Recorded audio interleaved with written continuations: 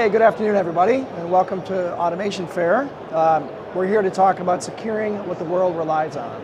My name's Shannon McKay, and I'm joined today by Rick Kahn, who's our global cybersecurity leader.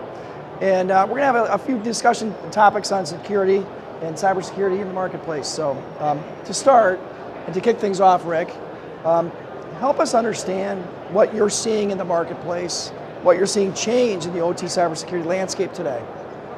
Yeah, it's a good place to start. We're seeing a lot of evolution of a lot of cybersecurity needs. Everybody's been buying tools and chasing their tails a little bit. We're starting to see people really dig into the fact that they need data, very good granularity of data, but also the tools they bought, they're maybe not getting value from, it's maybe not giving the insight. So it's really good to see a lot of industries dig in to say, look, it's not just about technology, we need to be able to be productive with this. How do I take this and act on it? How do I plan and get to proactive? And so we're seeing a real, not like it wasn't taken seriously before, but an evolution of the importance of it and baking it into more and more things and getting real serious about it. Yeah, that's good. That's really good. So you've identified a couple challenges. I guess what in your mind is like the biggest challenge or biggest challenges that we're hearing from our customers? The challenges our clients face haven't changed. In fact, they're probably more acute now, right? So data's a big one. A lot of people think they have inventory down to a degree. They're finding maybe they don't. The next step of inventory, I mean, it's great to have a list of something, but knowing what it is and what the risk is another one. People, yes. The lack of people, the lack of skills, the lack of resources. I mean, you can find warm bodies, as it were, but do they have that requisite expertise of either IT or OT or both? It's really, really scarce. Then you look at dollars, they're drying up. So where am I going to spend it? How am I going to show a return on investment? How am I going to get better? I've already bought tools, as we just said. If I'm not making any progress, why would I go buy another tool? Yeah. That's really good. What have you seen where some of our clients have had success? Like they've overcome some of these challenges. What are they doing? Are you saying like that this company is really making progress here? Yeah, so the ones that are really starting to turn it is when they start to look at it in a couple different dimensions. First is it's a program, right? It's not about technology. Anybody can buy a tool. I have a favorite tagline around that. I'll save it to another day. Everybody can buy technology.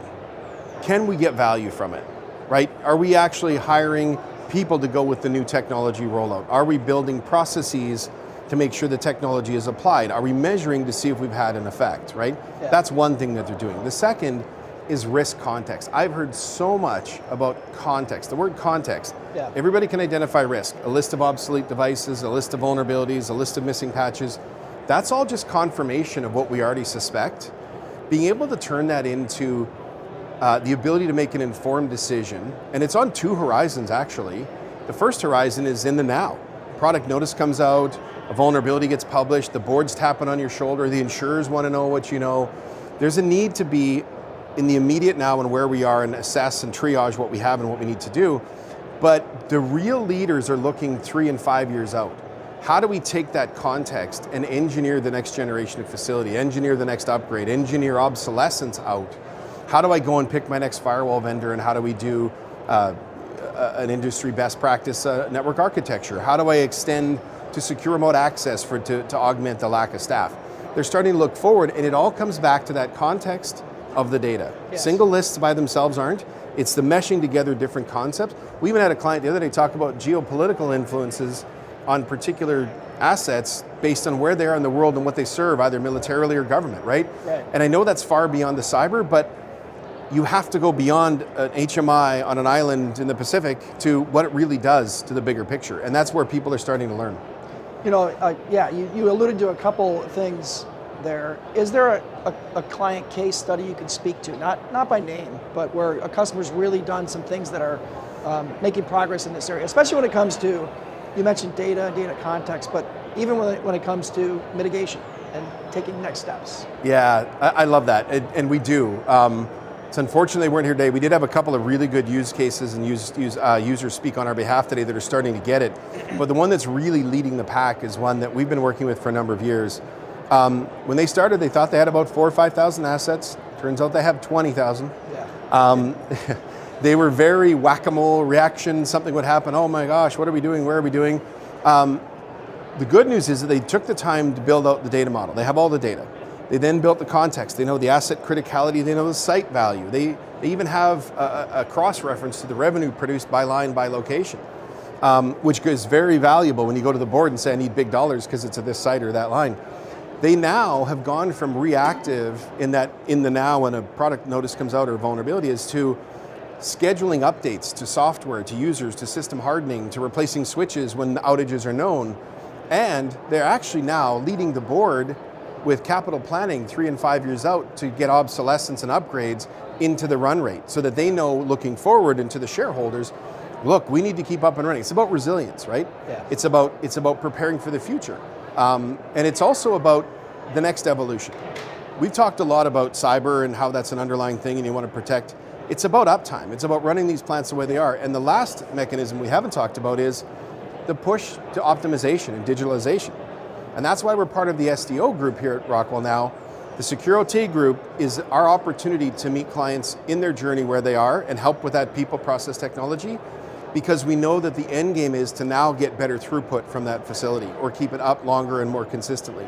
So the combination here at Rockwell in the SDO group of secure digital operations allows us to help our clients have the infrastructure, the throughput, and the resiliency to then go put the model predictive control, the digital twins, the emulation to be able to squeeze more out and troubleshoot without having to take costly downtime.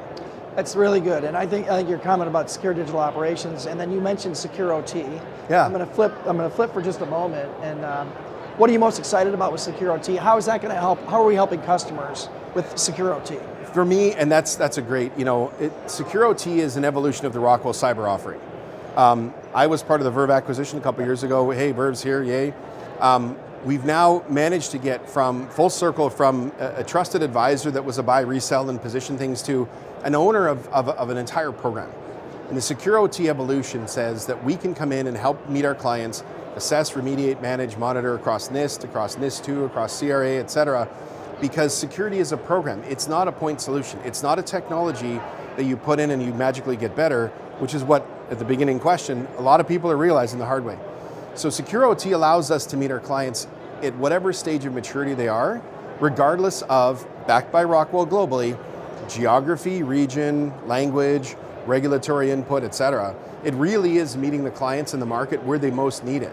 Yeah. And secure OT being a part of that SDO means Rockwell, as an offering, has the biggest number under one roof of digital, manufacturing, cyber, and manufacturing excellence. Yeah. In one company, one Rockwell, rowing the boat in the same direction. Yes. Yeah. It's really, really quite exciting. It's exceptional. Mm-hmm. If you haven't been yet, go to the Industrial Cybersecurity booth and see the whole launch of Rockwell Automation's new security platform, Security OT, Secure OT. One last question, just to maybe lighten it up at the end here. Yeah. What most excites you about Automation Fair? You've been, this is number 3 for you, yep, as part of the organization. Yep. What most excites you about Automation Fair?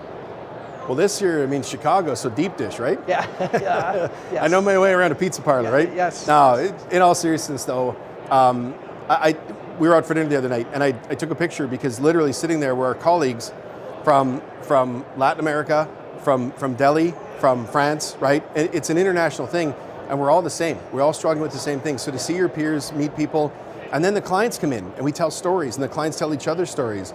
And the sharing and the ideas that come out of that and the aha moments, we've only been doing it 2 days, but I'm almost exhausted, literally, with the number of heads spinning, like, we can do that? Wow, did you see them do that? It's such a great collaboration. Yes. I highly recommend, and I know that sounds really biased, but I highly recommend as many people coming as possible and sharing those ideas. We're going to spin up a customer advisory board based on the CISO and the user group ones that we ran. We're going to formalize it and get more people because they're begging for it. That's good. That's awesome. Awesome. It is. And I agree. It's the world's best fair in terms of automation, and it's been incredibly energizing. Again, for the Industrial Cybersecurity booth, please come and see us, see our RA Secure OT launch, including the RA Secure OT platform. With that, Rick, thank you very much, and have a great rest of your week. Thank you, everybody.